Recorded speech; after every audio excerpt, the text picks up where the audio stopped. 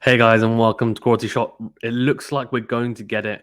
It's Tyson Fury versus Dillian Whyte. Dillian Whyte finally signing the contract, it seems. He had a deadline of yesterday, which was Monday, midnight, but it was Central Time, so that was 6 a.m. UK time on the Tuesday. He has signed it. It's been confirmed. Tyson Fury released a video of himself basically saying, look, he signed it, you silly sausage, and saying, oh no, the mind games. And he basically thinks that the delay in signing was an attempted mind game attempt to get into the head of the Fury camp, and said, obviously he's not surprised he signed it in the end because it's his biggest payday.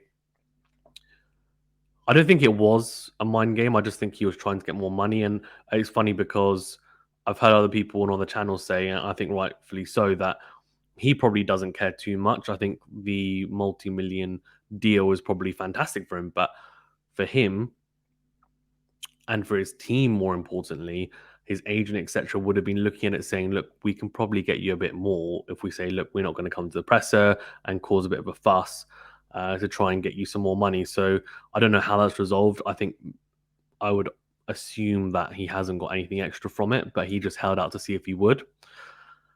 Now, it seems like it's all done and dusted in terms of the signing, and now it's just a case of getting a date sorted and venue.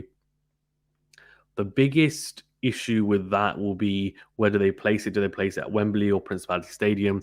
It's being touted for Wembley in April, which will be interesting. Of course, that would be a huge fight. I mean, it's an unbelievably big British fight. I mean, the only other fight that's bigger than that is Fury AJ. Fury Whyte is huge. I mean, it's going to be a blockbuster. It's definitely worthy of a stadium fight. And let's be honest, the pressers, as long as both fighters turn up like we hope and expect, then it's going to be fiery to say the least. We're going to hear a lot of Luke Furies, being bandied about by Dillian Whyte, and I'm sure we'll see a lot from Tyson Fury as well. I mean, he knows how to talk. He's a talker. He is someone who's really good at selling a fight in presses, as we've seen in the trilogy against Deontay Wilder, against Klitschko, etc. I mean, all his presses, to be fair, he's normally very, very good. And Whyte is the same.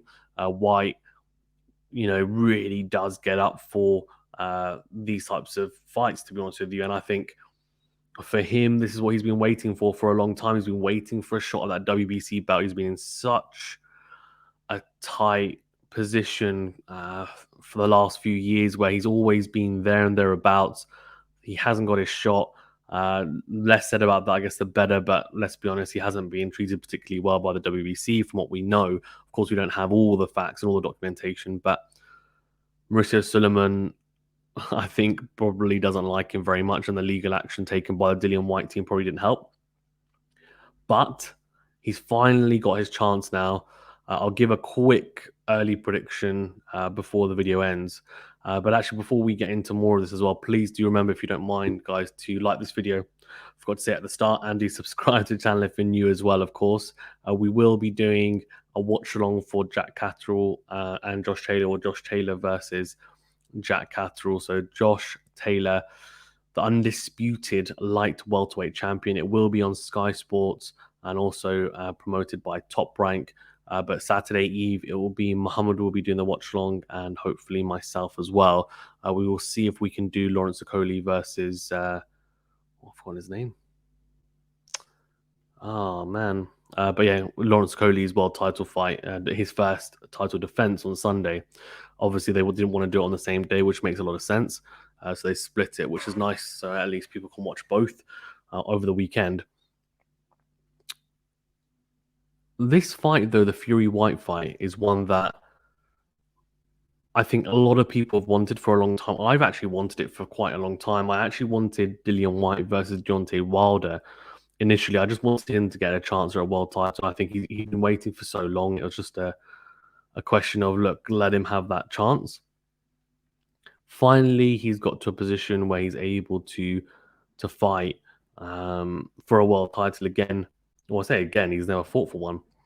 So this is a big opportunity for him. I'm sure he'll be out in Portugal with camp with Xavier Miller, who we've actually had on the channel twice actually. He's a really, really nice guy, really good trainer as well. Clearly, so knowledgeable as well. And I think if anyone's going to be able to prepare him, it'll be himself and Harold Knight as well, who has also been a coach for Lennox Lewis in the past. So definitely a lot for him to pull upon in terms of experience in his training team, and I think having a stable one is a good sign as well. For Fury, hasn't been confirmed, but I'm assuming he will go with Sugar Ray Stewart or yeah, Sugar Ray, Sugar Hill, sorry, even Sugar Hill Stewart, which of course is part of the Kronk Gym and Emmanuel Stewart's nephew. So there's a lot riding on the line because it's not just the WBC belt, it's also the Ring Magazine belt as well. So whoever wins this will potentially be looked at as the number one. I think if Fury wins it, he will be still looked at as the number one. I think a lot of people do have him as their number one, and he's got the Ring Magazine belt, which I think does say a lot. If Dillian Whyte was to win it, he might not be number one, but he'd be very, very close, if not number one. So for me, I think a very early prediction, I would go with Tyson Fury late on, so like a stoppage. I could see him outboxing Dillian Whyte, but I just think Dillian Whyte will come to fight and he will be so aggressive. I think he's going to be on the chest of Fury. I think if he tries to outbox Fury, it's not a good option. He's got a good jab, Whyte, but he's giving up height and reach, to be honest with you, to Fury. So it's going to be a very difficult fight in that sense. His boxing ability is not bad, and it's much improved. He's going to have to rely more on getting on the inside. So I wonder how well he can fight on the inside. But Fury fights very well on the inside for a big man. So it'll be an intriguing fight. I think it's definitely an uphill struggle for Dillian Whyte, but I can see, a way for him to win it. I just, I'll give more of a detailed breakdown and I guess prediction close to the fight after I then go back and look at some of the other fights as well that they've had in the past and the exact skill sets both have. Because look, whether the fight is good or not, all I can say is that the press conferences will be really entertaining and I cannot wait for them. So hopefully this gets sorted ASAP. I think there was a slight issue with withholding tax in the UK. So in terms of the number around that, which obviously would be a deduction from payment. So that's something that needs to be ironed out. Once that's ironed out, which that shouldn't be a massive issue, then we should hopefully get a date and venue sorted ASAP. And then we will start the media rounds, right? Which is where obviously all of us want to get our teeth stuck into.